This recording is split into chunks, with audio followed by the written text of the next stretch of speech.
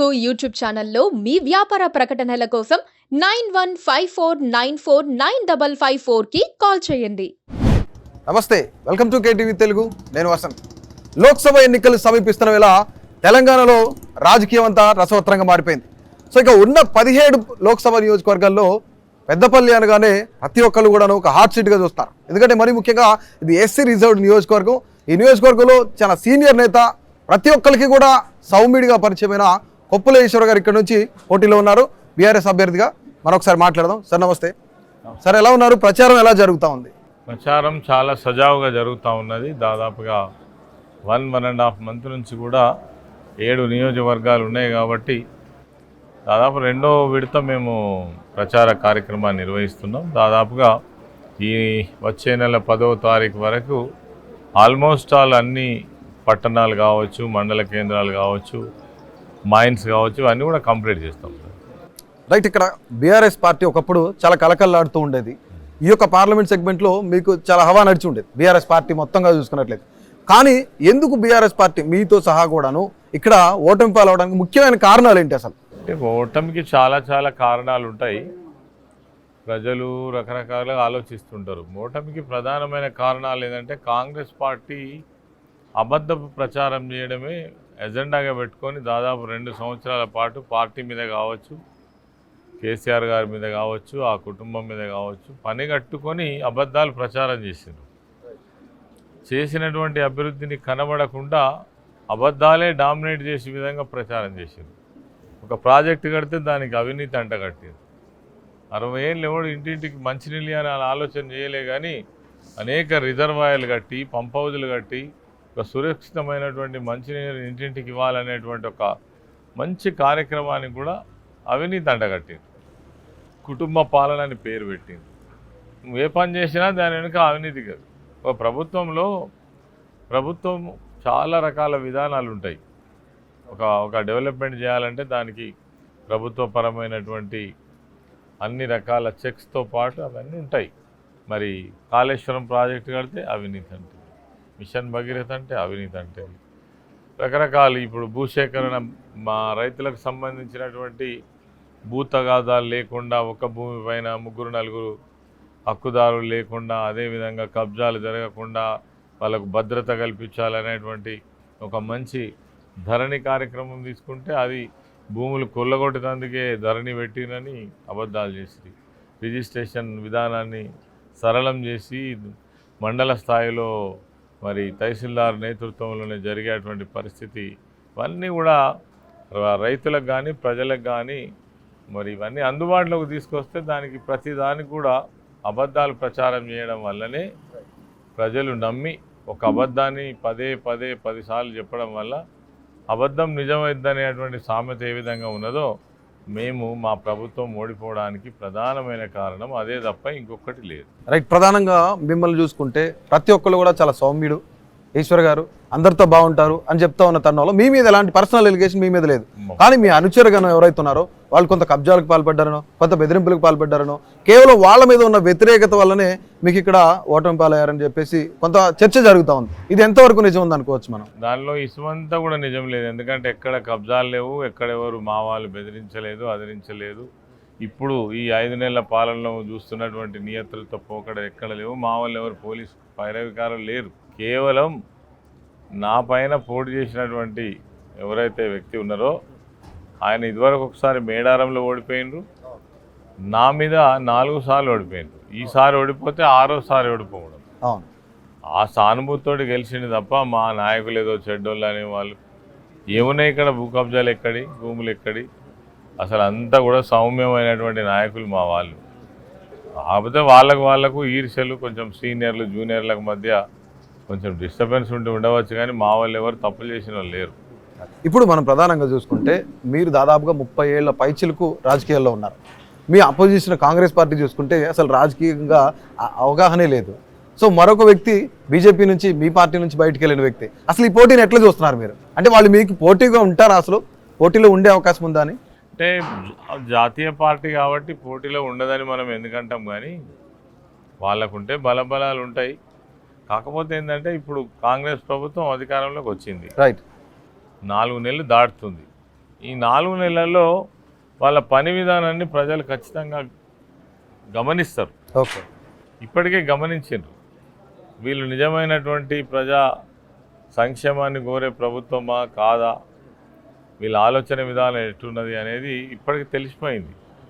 అంటే తప్పుడు వాగ్దానాలతోటి అధికారంలోకి వచ్చిర్రు. వీళ్ళు మాకేం చేసేటోళ్ళు కాదు, కేసీఆర్ గారు ఉన్ననాడు మాకే ఇబ్బంది లేదు, ఆ విధంగా ప్రజలు ఆలోచిస్తున్నారు. కాబట్టి ఈ ఎన్నికలలో వ్యక్తుల ప్రభావం కంటే కూడా ఆ ప్రభుత్వం చేసేటువంటి పనితీరు వల్ల, వాళ్ళు తీసుకుంటున్నటువంటి నిర్ణయాల వల్ల, తర్వాత ముఖ్యమంత్రి విధానం వల్ల వీళ్ళ రైతులు చాలా చాలా ఇబ్బంది పడుతున్నారు.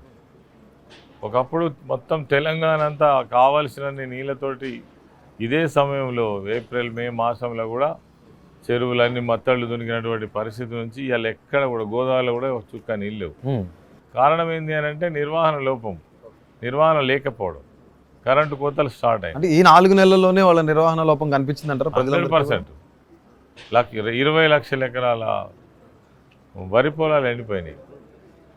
200 మంది పైచిలకు రైతులు ఆత్మహత్య చేసుకున్నారు. పట్టనట్టుగా ఉంటారు. దీన్ని నిర్వహణ లోపం ఏమంటారు? అంటే ఈ నిర్వహణ లోపం ఇక్కడ మనం ప్రధానంగా చూసుకున్నట్లయితే మీ పెద్దమల్లి సెగ్మెంట్లోనే దాదాపుగా కాంగ్రెస్ పార్టీకి 6 లక్షల పైచిలకు ఓట్లు వచ్చినాయి, మీకు 3.5 లక్షల పైచిలకు ఓట్లు వచ్చినాయి, బీజేపీకి కేవలం 80,000 లోపు మాత్రమే వచ్చినాయి. కానీ నిజంగానే ఈ నిర్వహణ లోపం వల్ల ఆ ఓట్లన్నీ మీకు కన్వర్ట్ అయ్యే అవకాశం ఉందా? 100%. బట్ ఇంత షార్ట్ టైంలో ఎట్లా? పబ్లిక్ పర్సెప్షన్ తప్ప ఏముంటుంది? ఆశపడి సరే ఒకసారి మార్పు కోరుకుందామని వేసినారు. ఓకే, మా దగ్గర కూడా ఒక కొంత తేడా వచ్చింది. ఆ ఓట్లను మనం పార్లమెంట్ ఎన్నికలకు లెక్క పెట్టుకోరాదు. మీరు చూడండి రేపు రిజల్ట్స్ ఎట్లుంటాయో. ఓకే, మనం ఇక్కడ చూసుకున్నట్లయితే ఒక పక్క నుంచి బీఆర్ఎస్ డబుల్ డిజిట్ గాయమని చెప్తున్నారు, మరో పక్క నుంచి కాంగ్రెస్ 14 సీట్లు తగ్గవని చెప్తున్నారు. బీజేపీ అమిత్ షా వచ్చినప్పుడు కూడా 12 సీట్లు మేము కైవసం చేసుకుంటామని చెప్తున్నారు. అసలు ఈ డబుల్ డిజిట్ స్ట్రాటజీ ఎట్లా చూడొచ్చు? డబుల్ డిజిట్ స్ట్రాటజీ అంటే ఎవరి పార్టీని వాళ్ళు గొప్పగా చెప్పుకోవడం అనేటువంటిది వాళ్ళు చెప్పుకోవాల్సి వస్తుంది పార్టీలుగా. కానీ వాస్తవాలు ఏంటిదనేది చూసినప్పుడు వాస్తవం ఏంటిది? అసలు కాంగ్రెస్ పార్టీ గతంలో 10 సంవత్సరాలు అధికారంలో ఉన్నది. ఆనాడు నీళ్లు లేవు, కరెంటు లేవు, వ్యవసాయాలు సాగలేదు, అస్తవ్యస్తమైన పరిపాలన, ప్రభుత్వ పరంగా నిర్వహించేటువంటి హాస్పిటల్స్ కావచ్చు, స్కూల్స్ కావచ్చు, ఇవన్నీ కూడా అస్తవ్యస్తంగా ఉండే. తెలంగాణ వచ్చింది 10 సంవత్సరాలు మేము పరిపాలన చేసినాం. ఆ రోజు అంటే ఇప్పటికి కూడా దేశంలో ఎక్కడ లేనటువంటి స్కీమ్స్ అన్నీ కూడా ఈ రాష్ట్రంలో ఉన్నాయి. రైతు బంధు ఎక్కడైనా ఉన్నదంటే లేదు, రైతు బీమా లాంటి స్కీమ్ లేదు, కళ్యాణ లక్ష్మి లేదు, కేసీఆర్ కిట్ లేదు, రెసిడెన్షియల్ స్కూల్స్ లేవు, మన ఊరు మనబడి లాంటి ప్రోగ్రామ్ ఎక్కడ లేదు. ఇవన్నీ కూడా ఒక కొత్తదనంతో కూడిన ప్రభుత్వాన్ని చూసింది ఇక్కడ ప్రజలు. కానీ ఇవన్నీ మీరు చెప్తున్నారు. మీ అపోజిషన్ క్యాండిడేట్ గడ్డం వంశీ మాత్రం డైరెక్ట్గా మిమ్మల్ని స్ట్రైట్ ఫార్వర్డ్గా కొన్ని ఆరోపణలు చేస్తూ ఉన్నాడు.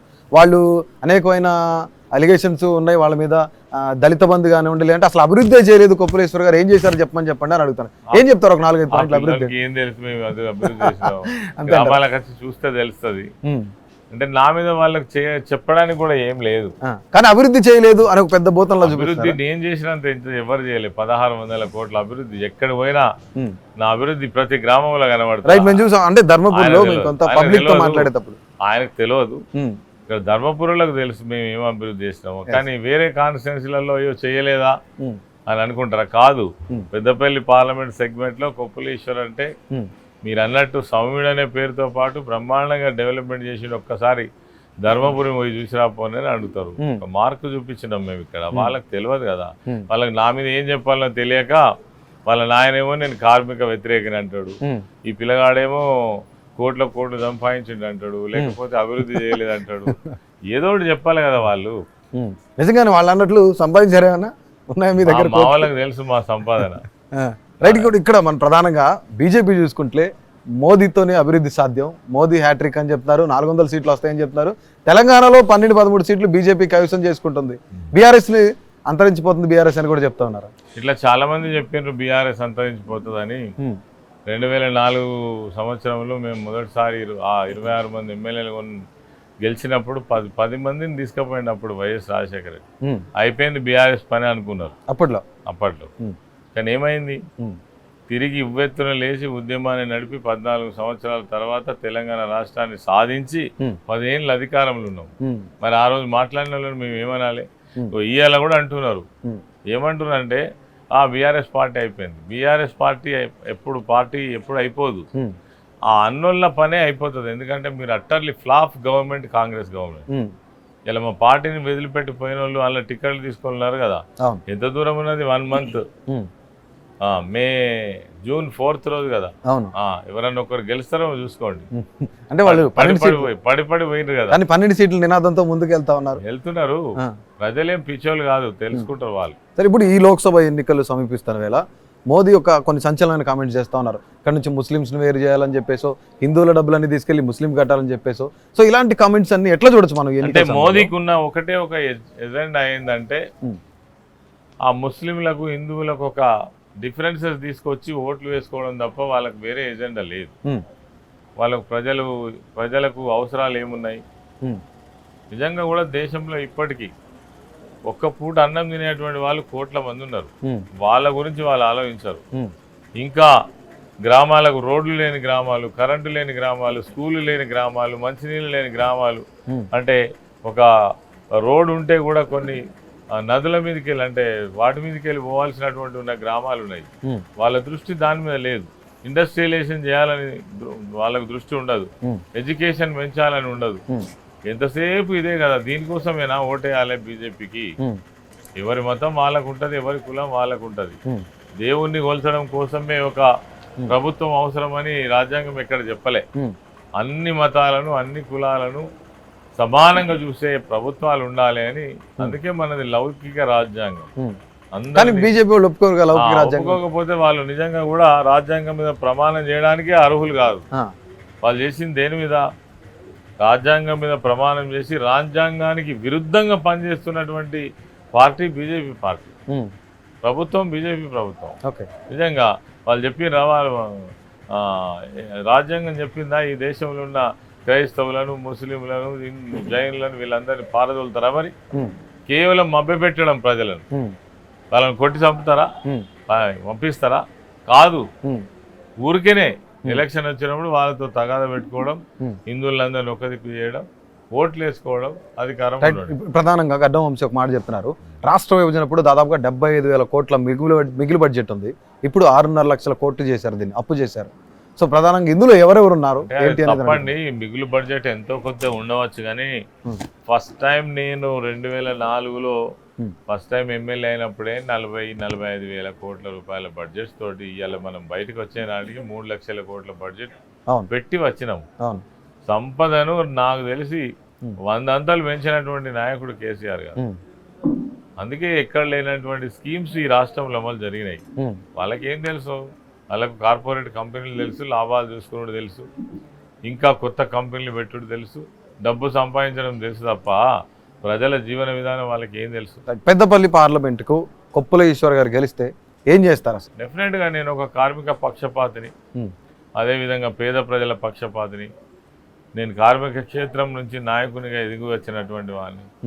మరి పెద్దపల్లి పార్లమెంట్ సెగ్మెంట్లో ప్రధానంగా ఇండస్ట్రీస్ ఉన్నాయి. మరి ముఖ్యంగా సింగరేణి కాలరీస్ ఉన్నది. వేలాది మంది కార్మికులు పనిచేస్తున్నారు, వాళ్ళ కుటుంబాలు ఉన్నాయి. ఎన్టీపీసీ కావచ్చు, ఆర్ఎఫ్సిఎల్ కావచ్చు, సిమెంట్ కంపెనీలు కావచ్చు. అదేవిధంగా ఈ 7 సెగ్మెంట్లలో లక్షలాది మంది రైతు కుటుంబాలు కూడా ఉన్నాయి. భూ సమస్యలు ఉన్నాయి. మరి వీటన్నిటిపైన కూడా తప్పకుండా నేను అవగాహన ఉన్నటువంటి వ్యక్తిని కాబట్టి వాళ్ళ పక్షాన ఒక గొంతుకలాగా పనిచేస్తాం, ప్రశ్నించే గొంతుకైతాం. ఈరోజు మా ప్రభుత్వం లేదు కాబట్టి ఈ ప్రభుత్వం చేసేటువంటి ఆగడాలకు ప్రజలకు అండదండలు అందిస్తాం. అదేవిధంగా గవర్నమెంట్ మారంగానే ఈరోజు వేధింపులు ఎక్కువైనాయి, పోలీస్ వేధింపులు ఎక్కువైనాయి. కానీ పోలీసులకు ఇప్పుడే కొంత కొమ్ములు తగ్గిన. బీఆర్ఎస్ ప్రభుత్వంలో ఉన్నప్పుడు చాలా హెడ్ స్ట్రాంగ్ గా బిహేవ్ చేసేవాళ్ళు. ఇప్పుడండి అప్పుడు ఫ్రెండ్లీ ప్రభుత్వం.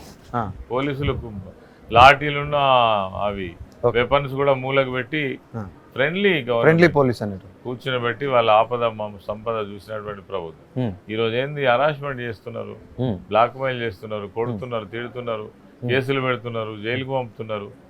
4 రోజులకే ఇంత మార్పు చూస్తున్నారు. కాబట్టి వీటన్నిటికీ మరి సమాధానంగా ఒక ప్రశ్నించే గొంతు కావాలనే ఉద్దేశంతో మరి పనిచేస్తాం.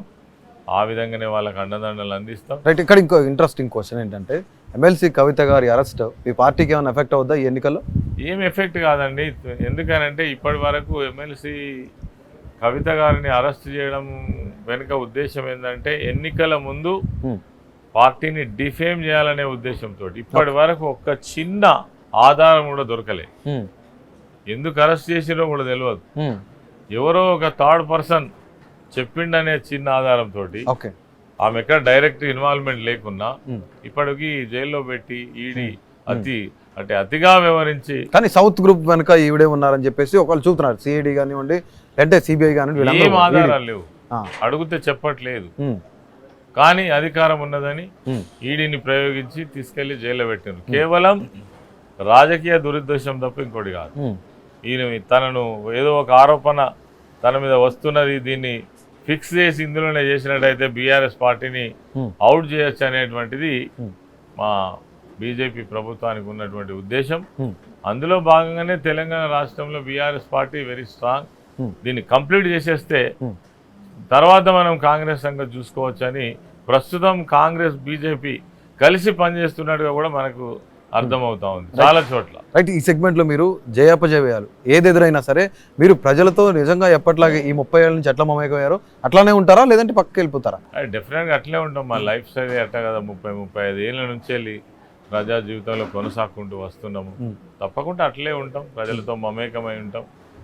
మాకు ఇంకా వేరే ఇంట్రెస్ట్ ఏముంటుంది, గెలిపిస్తే తప్పకుండా వాళ్ళ సంక్షేమం కోసం అభివృద్ధి కోసం పనిచేస్తాం. సో ఫైనల్లీ బీఆర్ఎస్ పార్టీ తెలంగాణలో ఎన్ని సీట్లు గెలవబోతుంది? అట్ ద సేమ్ టైం పెద్దపల్లిలో మీకు ఎంత మెజారిటీ వచ్చే అవకాశం ఉంది? డెఫినెట్గా రాష్ట్రంలో పరిస్థితులు చూసినప్పుడు, ఈ ప్రభుత్వం చేసినటువంటి విధానం చూసినప్పుడు ఇలా ప్రజల లోపల ఒక అన్రెస్ట్ అయితే వచ్చింది. మహిళలు కావచ్చు, యువకులు కావచ్చు, రైతులు కావచ్చు, ఈవెన్ చివరికి ప్రభుత్వంలో పనిచేస్తున్నటువంటి ఉద్యోగులను కూడా మోసం చేసి 1st తారీఖు రోజు మేము ప్రతి నెల 1వ తారీఖు రోజు మీ జీతభత్యాలు వేస్తామన్నారు. 2 నెలలు గడిచిన జీతాలు రాని చాలా డిపార్ట్మెంట్లు ఉన్నాయి. యువకులను మోసం చేశారు. అంటే అన్ని వర్గాలు కూడా ఈరోజు ప్రభుత్వం మీద కోపంతో ఉన్నారు. ఈ పర్సెప్షన్ ఏ విధంగా ఎంత దూరం అవుతుందో చెప్పరాదు. అది 12 అవుతుందా, 14 అవుతుందా, 11 అవుతుందా చెప్పరాదు. మొత్తానికైతే డబుల్ డిజిట్ కంపల్సరీ సాధిస్తామని మేము అనుకుంటున్నాం. పెద్దపల్లిలో ప్రజల యొక్క అభిప్రాయం చూసినప్పుడు నన్ను చాలా ఓన్ చేసుకుంటున్నారు. రామగుండం ప్రాంతం కావచ్చు, పెద్దపల్లి కావచ్చు, నేను ధర్మపురి 20 సంవత్సరాలు ఇక్కడ నేను సేవ చేసినటువంటి ఇది కావచ్చు, అందరూ కూడా నన్ను ఓన్ చేసుకుంటున్నారు. ఇక్కడ మంచి మెజార్టీతో గెలుస్తామనే నమ్మకం అయితే ఉంది. రైట్ సార్, ఫైనల్లీ మా వ్యూవర్స్ కోసం ఒక చిన్న క్వశ్చన్. మీకు నియర్లీ మీరు 60 క్రాస్ చేశారు, ఇంత ఎండ్లో కూడా ప్రచారం చేస్తున్నారు, మీ ఎనర్జీకి కారణం ఏంటి చెప్తారా? అట్లా ఏం లేదు, ఎనర్జీ ఏం లేదు, అందరు నాలాగానే తిరగట్లేదు. 60-65 ఇయర్స్, ఇంత 40 డిగ్రీ 65 ఇయర్స్, అట్లయినా చాలా యంగ్ గా, చాలా యాక్టివ్గా ఏం లేదు. కొద్ది ఆరోగ్య సూత్రాలు పాటిస్తాం. మనం మంచిగుంటేనే ఎవరికైనా ఏమైనా చేస్తాం కదా. రైట్, ఇప్పుడు ఫైనల్గా బీఆర్ఎస్ తరఫున ఒక అభ్యర్థి కానివ్వండి, రిక్వెస్ట్ కానివ్వండి, మా కేటీవీ తెలుగు వ్యూవర్స్ అందరి ద్వారా ఏం తెలియజేస్తారు తెలంగాణ ప్రజలకు? తెలంగాణ ప్రజలు నేను మరొకసారి కోరుతా ఉన్నాను, ఈరోజు వచ్చినటువంటి కాంగ్రెస్ ప్రభుత్వం వచ్చింది, కరువు తెచ్చింది. తెలంగాణ రాకముందు ఉన్నటువంటి పరిస్థితులన్నీ మళ్ళీ ఇలా తిరిగి కనబడుతున్నాయి. ఈ ఎన్నికలలో కూడా మళ్ళీ కాంగ్రెస్ పార్టీకో బీజేపీ పార్టీకో ఓటు వేసినట్టయితే తెలంగాణకు రక్షణ అంటూ ఉండదు. ఎందుకంటే వాళ్ళు తెలంగాణ అభివృద్ధిని కాంక్షించిన వాళ్ళు కాదు. బీఆర్ఎస్ పార్టీ కావచ్చు, కేసీఆర్ కావచ్చు, ఈ రాష్ట్రం కోసమే పుట్టినటువంటి పార్టీ. ఈ రాష్ట్ర అభివృద్ధిని పూర్తి స్థాయిలో ఆకాంక్షిస్తున్నటువంటి పార్టీ నాయకుడు కేసీఆర్ గారు.